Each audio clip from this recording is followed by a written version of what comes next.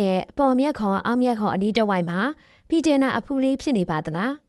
ဒါဆိုရင်တော့မျက်စိစွန်နာလို့ခေါ်လို့ရပါတယ်အဲ့ဒီတော့ဒီလိုမျိုးမျက်စိစွန်နေပြီဆိုလို့ရှိရင်ဘယ်လိုမျိုးဇက်လက်ကုသရမလဲဘယ်လိုပျောက်ကင်းအောင်လုပ်ရမလဲဆိုတာလေးကိုဒီဗီဒီယိုလေးရဲ့မှာပြောပြပေးတော့မှဖြစ်တဲ့အတွက်ကြောင့်မလို့အဆုံးထိကြည့်ရှုလိုက်ကြရအောင်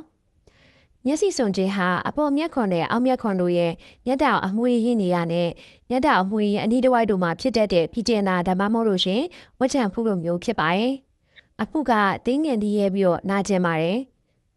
မိမိရဲ့မျက်ခွန်ရောင်နေရဆိုရင်လည်းတခြားသူကိုကူးစက်တတ်ပါတယ်။ဘာကြောင့်ဖြစ်တာလဲဆိုတော့ Staphylococcus bacteria ပိုးဝင်ခြင်းကြောင့်ဖြစ်ပါတယ်။မျက်စိစွန်ခြင်းကတော့2မျိုးရှိရယ်။မျက်စိအတွင်းစွန်ခြင်းနဲ့မျက်စိအပြင်စွန်ခြင်းဆိုပြီးတော့ဖြစ်ပါတယ်။မျက်စိစွန်ခြင်းကြောင့်ခံစားရတဲ့လက္ခဏာများပါတော့အပေါ်အောက်မျက်ခွန်အတွင်းဘက်သို့မဟုတ်အပြင်ဘက်မှာအဖုရှိခြင်းထိုအဖုကြောင့်မျက်ခွန်ရောင်ရမ်းခြင်းနဲ့နာကျင်ခြင်းများကိုခံစားရခြင်းအဖုကဒီရဲပြီးတော့ဖိလိုက်လျင်နာကျင်ခြင်းမျက်ခွန်ရောင်ပြီးတော့တွဲကျလာခြင်း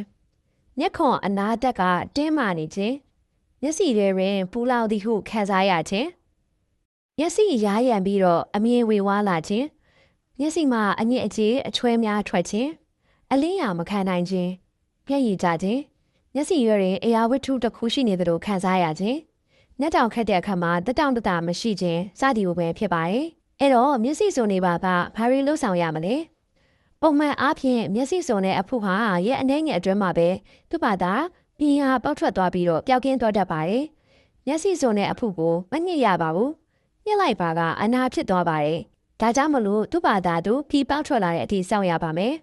နာကျင်မှုနဲ့ရောင်ရမ်းမှုအတွက်ရင်းနှီးဝတ်အုပ်ပေးလို့ရပါတယ်ဒီနေ့ကို3ချိန်ကနေ4ချိန်အုပ်ပေးလို့ရပါတယ်ဒီချိန်မှာတော့10မိနစ်ခန့်ရင်းနှီးဝတ်လေးကိုထိုအဖူလေးပေါ်ကိုအုပ်ပေးပါယူနီဝတ်အုပ်ပေးတိုင်းမှာမျက်ခွန်နဲ့မျက်တောင်တန်ရှင်းပြုလုပ်ပေးရပါမယ်ရက်အနှဲငယ်လောက်ယူနီဝတ်အုပ်ပေးရအခါမှာတော့သူ့ဘာသာသူအလိုလျောက်ပြီးဟာပေါက်ထွက်လာပြီးတော့ပျောက်ကင်းသွားတတ်ပါတယ်မျက်စိခဏခဏဖွင့်ခြင်းအဖုကိုခဏခဏသွားပြီးတော့ထိခြင်းတော့ကိုမပြုတ်လို့ရပါဘူးမျက်စိစွန်တဲ့အဖုဟာလုံးဝမပြောင်းမချင်းမျက်ကက်မှန်တက်ဆင်ခြင်းဒါမှမဟုတ်ရင်မျက်စိကိုအယောင်များနဲ့ခြေတခြင်း eye shadow အသုံးပြုခြင်း eyeliner အသုံးပြုခြင်းများကိုမပြုတ်လို့ရပါဘူးမျက်စိစုံတဲ့အဖုဟာ48နာရီအတွင်းမှာရင်းနှီးဝတ်အုပ်လို့မတက်တာပါဖမျက်စိအထူးကူးဆရာဝန်များနဲ့ပြသပြီးတော့လိုအပ်တဲ့ဆေးကုသမှုများကိုခံယူရပါမယ်မျက်စိအတွင်းစုံတဲ့အဖုဟာအပြင်စုံတဲ့အဖုထက်ပိုပြီးတော့အရေးကြီးပါတယ်သူ့ဘာသာအလိုအလျောက်ပြီးပေါက်ထွက်ပြီးတော့ပျောက်ကင်းဖို့ခက်ခဲတဲ့အတွက်ကြောင့်လို့မျက်စိဆရာဝန်များထံမှာပြသပြီးတော့ဆေးကုရပါမယ်ကဲအခုဆိုရင်တော့မျက်စိစုံခြင်းအကြောင်းကိုပြည့်ပြည့်စုံစုံသိရှိလာပြီလို့ထင်ပါတယ်နောက်အပတ်မှာတော့မျက်စိစွန်နိုင်တဲ့အချက်တွေနဲ့မျက်စိစွန်ခြင်းမဖြစ်အောင်ဘယ်လိုပါခွဲရမလဲဆိုတဲ့နည်းလမ်းတွေကိုထပ်မံပြီးတော့ပြောပြပေးသွားမှာဖြစ်ပါတယ်။ဒါကြောင့်မလို့ကျမတို့ရဲ့ The Moment Island YouTube Channel လေးကို Subscribe ပြုလုပ်ပြီးတော့စောင့်ကြည့်ပေးပါဦးနော်။ကျမရဲ့ဗုဒ္ဓရာများကိုအမြဲအစင်မပြတ်မျှဝေပေးနေတဲ့ကျမတို့ရဲ့ The Moment Island